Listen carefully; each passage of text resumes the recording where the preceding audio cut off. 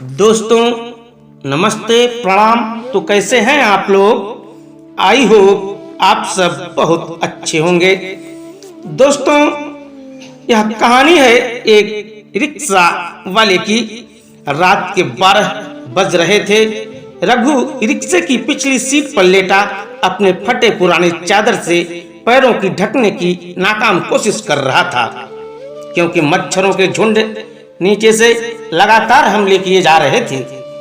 दिन भर अमीर लोग खून चूसते हैं और रात को ये साले मच्छर बड़बड़ाते हुए उसने पैर झटका। अगले ही पल उसकी चीख निकल गई। उसका पैर साइकिल के हैंडल से टकराया था। तुझे तो कब से कह रहा हूं कि एक मच्छरदानी ले ले। बगल के रिक्शे पर लेटा बैजू काफी देर से उसके और मच्छरों के बीच हो रहे मुकाबले का मजा ले रहा था। हाँ, तो तू अपने रिक्शे में मच्छरदानी क्यों नहीं लगा लेता? रघु उसके बेतुके सलाह पर चिढ़ गया।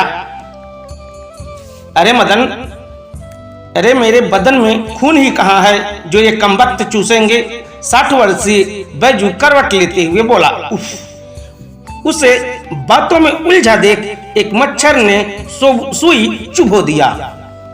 तू तो सराय में सोने जाता था, वहां क्यों नहीं गया? बैजू ने पुनः सवाल किया। क्या करें चाचा, यह सराय भी चोर उचक्कों का अड्डा बन गया है।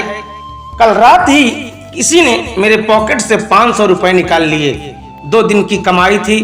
सोचा था कि 1000 पूरा करके घर भेज दूंगा, मगर मारे दुख के रघु बात पूरी ना कर सका। तू सामने स्टेशन पर क्यों नहीं चला जाता? वहां वेटिंग रूम में पंखा लगा हुआ, नींद अच्छी आएगी। रघु को दुखी देख बैजू अपना दुख भूल गया। लेकिन किसी ने टिकट मांगा तो रघु को बात पसंद आई, किंतु वह डर रहा था। अरे इतने रात को कौन पूछता है? कोई पूछे तो बता देना कि सुबह ट्रेन पकड़नी है।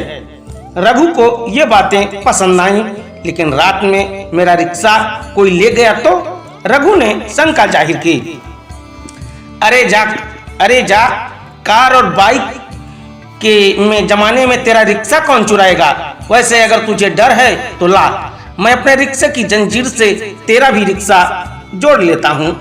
बैजू ने आश्वस्त किया। रेलवे स्टेशन बिल्कुल सामने ही चंद कदमों की दूरी पर था। कोयम्बटूर जंक्शन काफी व्यस्त रेलवे स्टेशन है। रात को 12 बजे भी यात्रियों की अच्छी खासी भीड़ दिखाई दे रही थी। वह प्लेटफार्म के सबसे आखिरी छोर पर एक पंखे के नीचे साल ओढ़कर लेट गया, लेकिन काफी कोशिश करने के बावजूद भी उसे नींद नहीं आ रही थी। पता नहीं मेरा राहुल कैसा होगा, किस हाल में होगा। उससे बात किए ही 1 हफ्ते हो गए। पिछली बार बता रहा था कि कई दिनों से तबीयत खराब है, मोबाइल में बैलेंस भी नहीं है। उसका हालचाल पूछते सोचते सोचते वह कम नींद की आगोश में समा गया, पता नहीं चला। ओए उठ!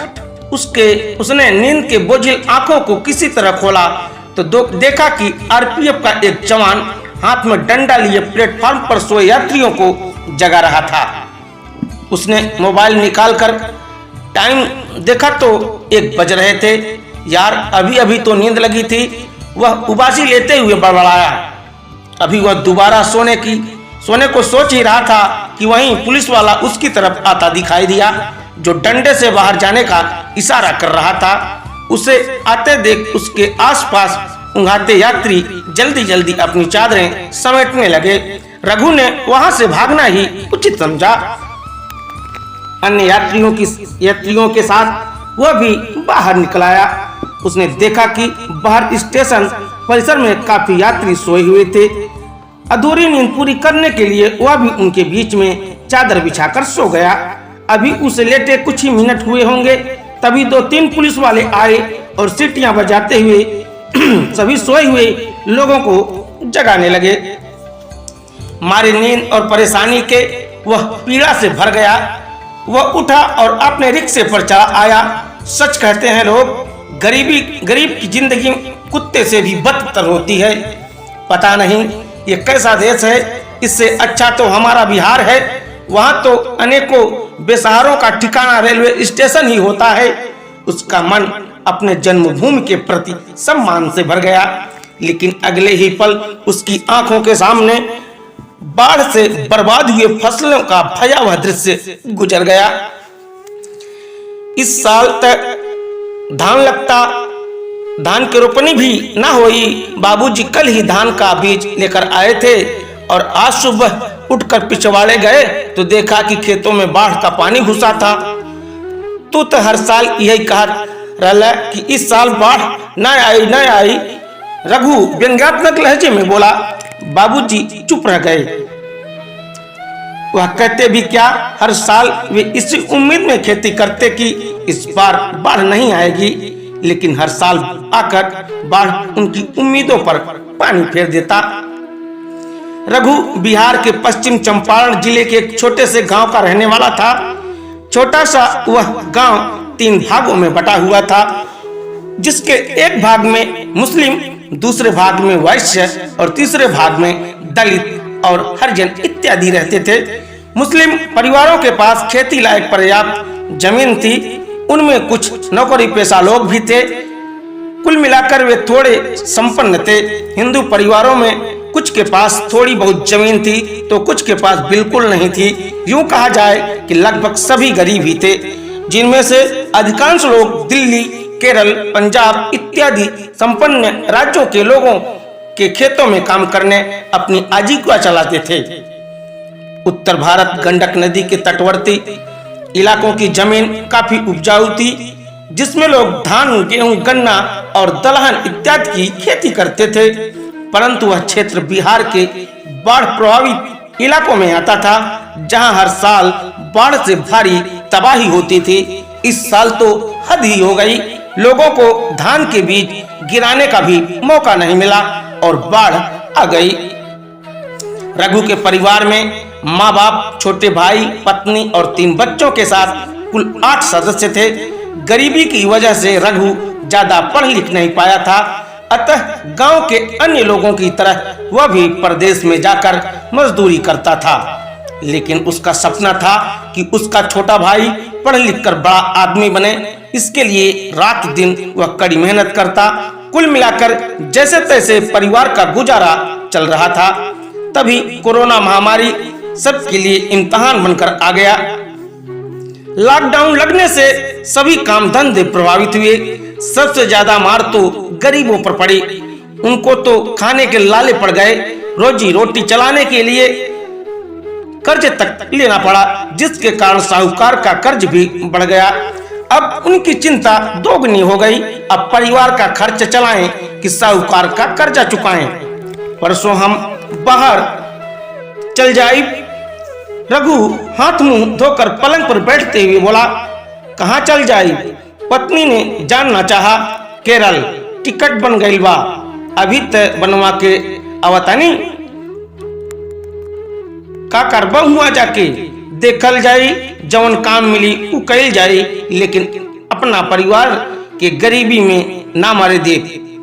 लेकिन इतना दूर, अरे अपना गांव के लोग बहुत वहाँ रहेला, सुनेला बानी कि वहाँ दिहाड़ी भी ज्यादा मिलत बा। लेकिन अब रहदा, ज्यादा सवाल ना करा, खाना लावा, भूख लगल बा। वह उखड़ गया। उषा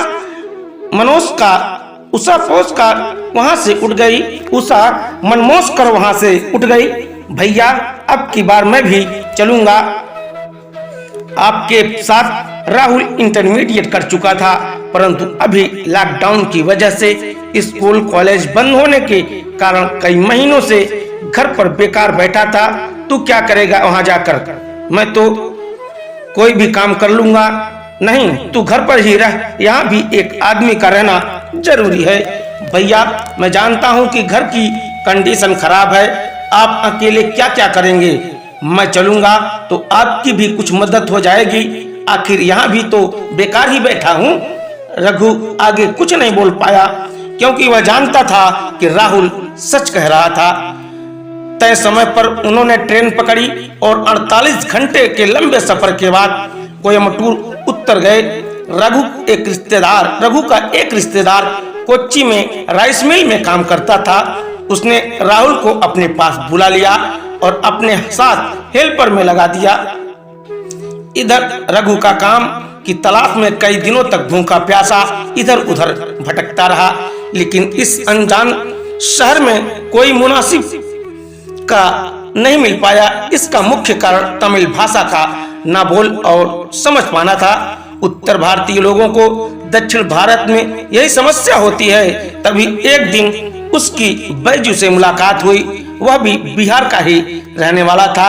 उसने ही उसे अपने रिस्क पर रिक्शा दिलाया था।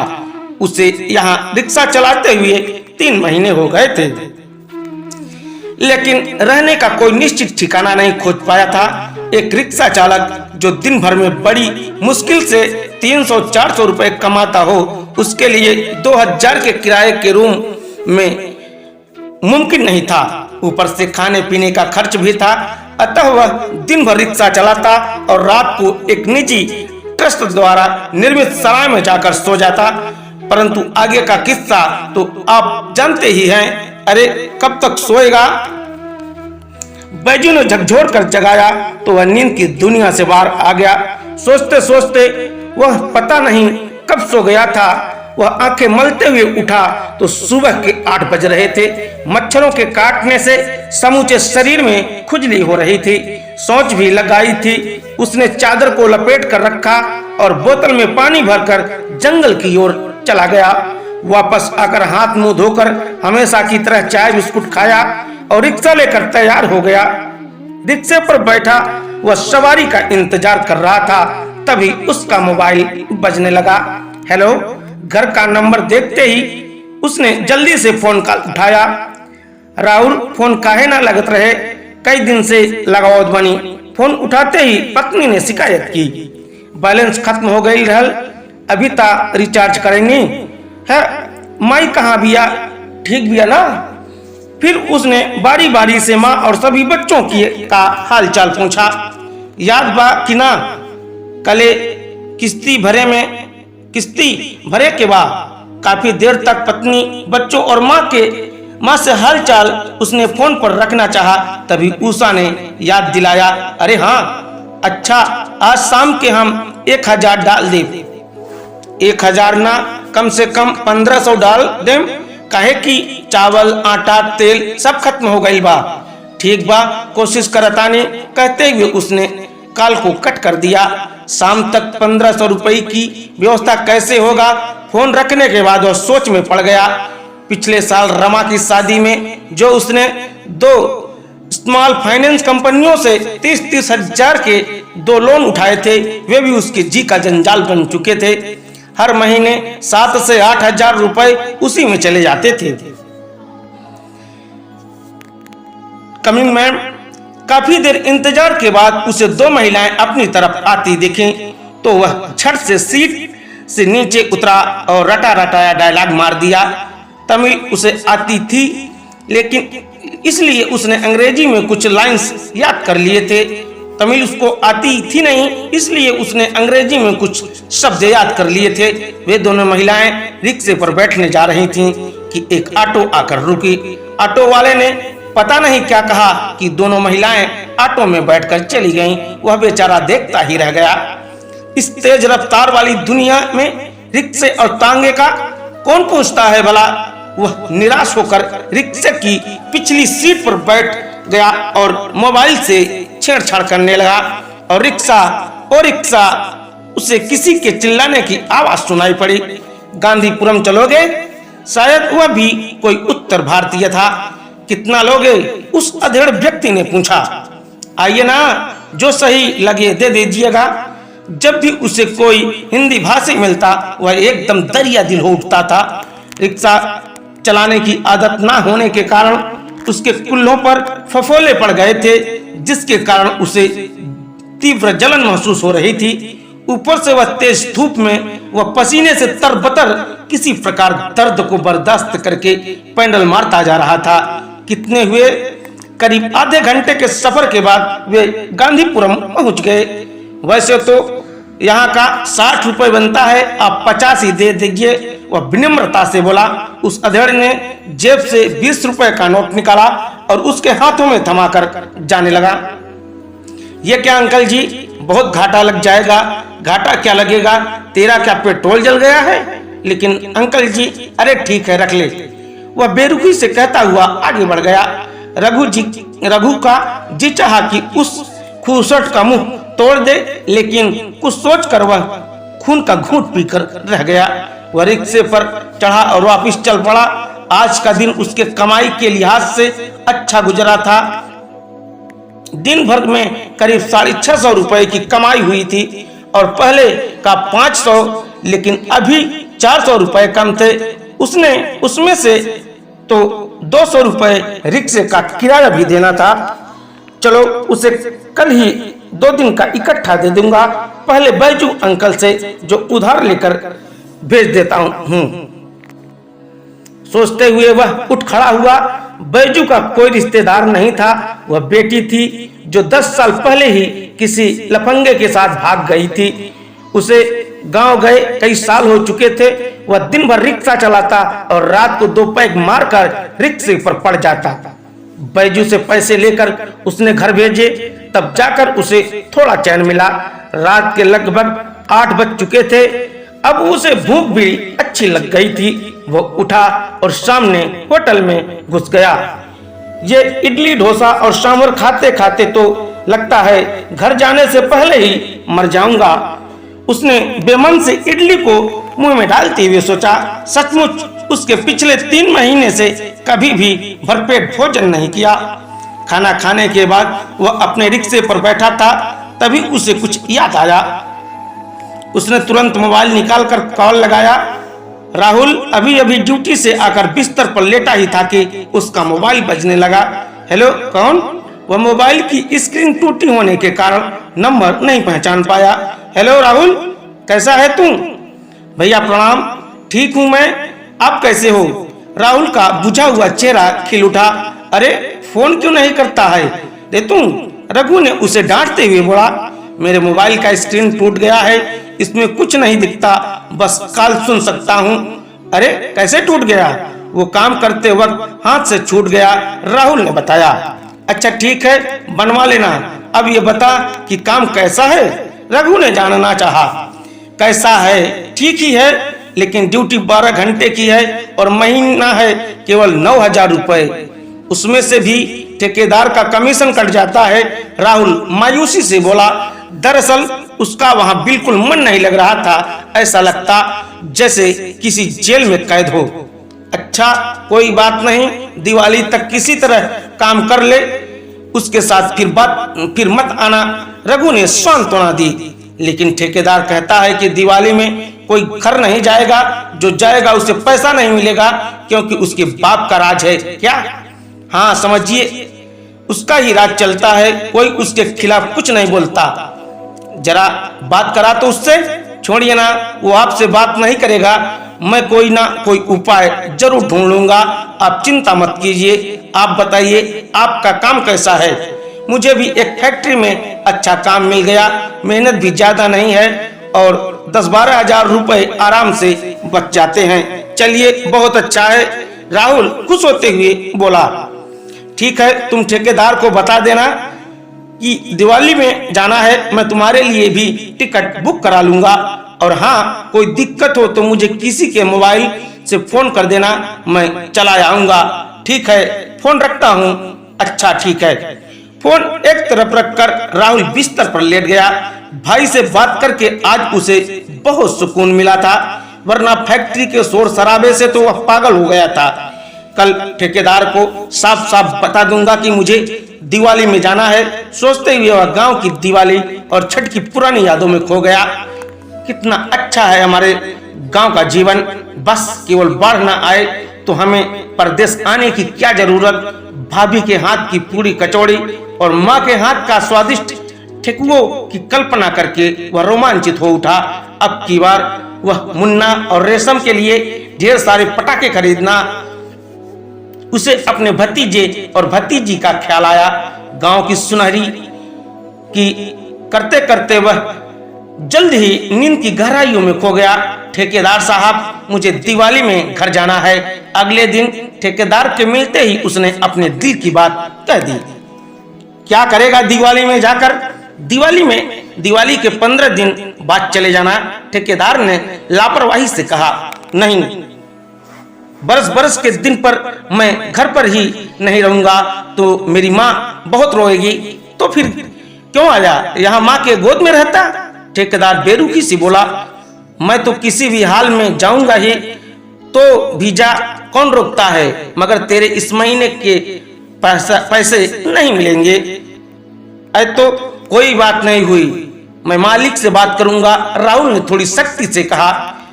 तो फिर जा रहा, यहाँ क्यों खड़ा हो? ठेकेदार ने भद्दी सी गाली दी। अगली सुबह मिल मालिक ने राहुल को अपने ऑफिस में बुलाया और बहुत फटकारा। वो भी शुक्र है अजय का जो समय पर वहां पहुंच गया, वरना वह हाथ भी उठा देता।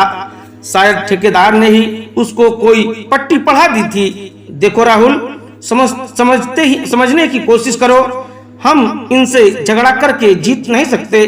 बस कुछ दिन की तो बात है, दिवाली बाद मेरे साथ ही चले चलना। अजय जो राहुल के मौसी का लड़का था और उसका हम उम्र था। यार, जब दिवाली छठ बीत ही जाएगी तो जाकर क्या करूंगा?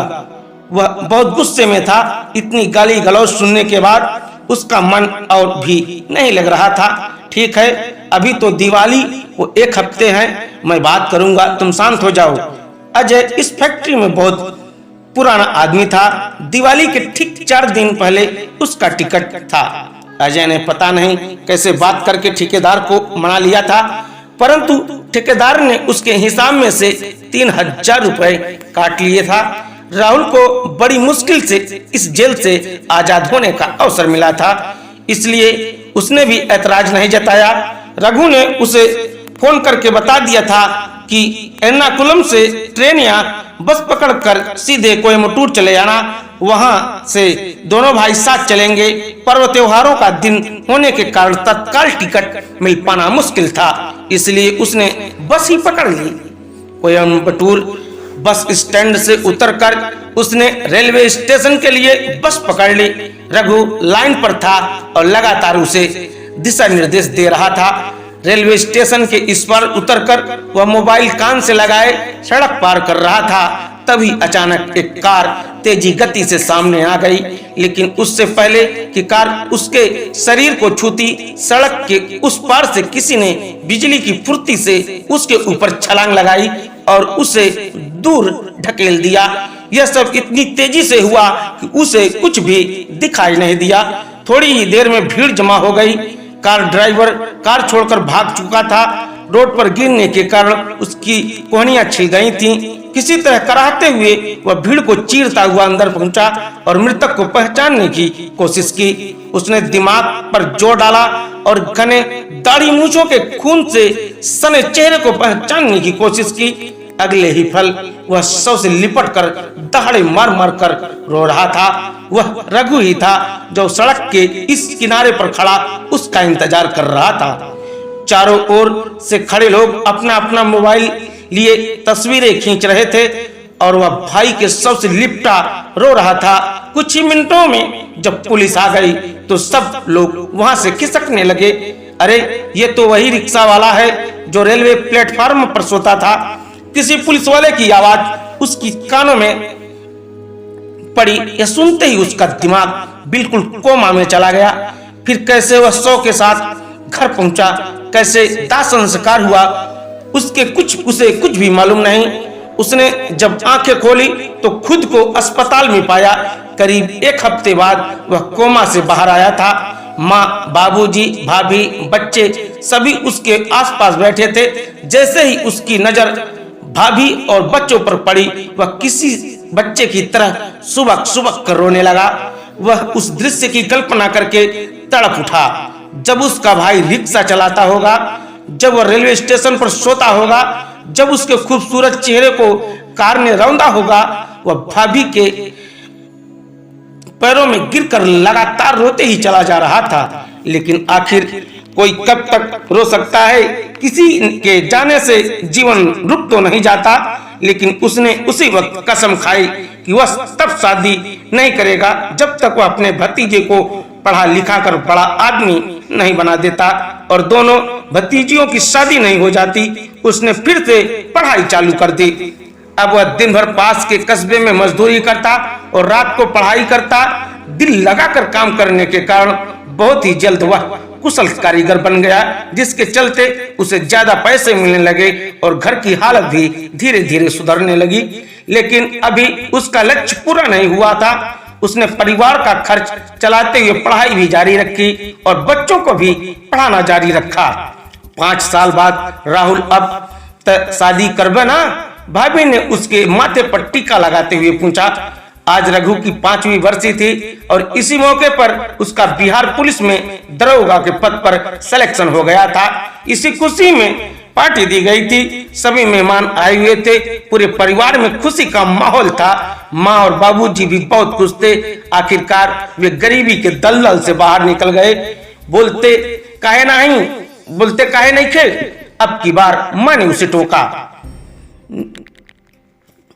नहीं भाभी, अभी मेरा काम अधूरा है। अभी मुन्ना को एसपी बनाना है। अभी किरण और नेहा की शादी करनी है और गांव को ऐसा बनाना है कि किसी को परदेश जाकर मजदूरी ना करनी पड़े। अभी मेरा सफर बहुत लंबा है। तब तक आप लोगों को इंतजार करना पड़ेगा। आप लोग मुझे आशीर्वाद दीजिए कि मुझे अपने सफर में सफलता मिले। वह भाभी, माँ और बाबूजी के पांव छूते हुए बोला। सभी मेहमानों से लिपट कर वह छत पर चला गया। रात के 12 बज रहे थे। चांद पूरी ताकत से चमक रहा था। उसने ध्यान से चांद को देखा तो ऐसा लगा कि रघु मुस्कुरा रहा है। उसके आंखों से कुछ मोती टूटे और होठों तक आकर रुक गए। अनायास ही उसकी होठों से निकल पड़ा, भैया आप खुश तो है ना? दोस्तों, ये थी आज की कहानी। अगर एक कहानी से आपने क्या सीखा, आपने इस कहानी से क्या सीखा, कृपया कमेंट करके जरूर बताएं। और यदि कहानी पसंद आई हो तो आप हमारे चैनल को सब्सक्राइब करें और अपने दोस्तों के बीच इस कहानी को शेयर करें। दोस्तों, ऐसी ही कहानी हम आपके साथ लेकर आते रहेंगे। मिलते हैं कल एक नई कहानी के साथ। तब तक के लिए जय हिंद, जय भारत और वंदे मातरम।